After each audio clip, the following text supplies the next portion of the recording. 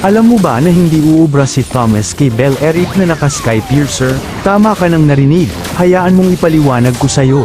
Marami sa inyo ang nag-aakala na sapat na ang continuous damage output ni Thomas upang mapatamba ang puno ng kunat na si Bell Eric, ngunit malaki itong pagkakamali. Ang gagawin mo lang ay hintayin matapos ang ultimate nito at bahagyang dumistansya bago makipagsabayan at mag-build ng dominance ice upang mapigilan ang sustainability nito at napakadali na lamang ito matutunaw. Dapat mo rin tandaan na isang damage per second ang hero na ito kung kaya malaya ka makakapag-spam ng passive mo dahilan upang makaangat ka dito. At kung pangbalagbagan na build naman ang hanap mo, gamitin mo ang mga recommended items ko. Para naman sa emblem ay Tank, Vitality, Tenacity, at Brave Smite para sa dagdag na durability at sustainability upang ma-unlock nito ang kanyang full potential sa game.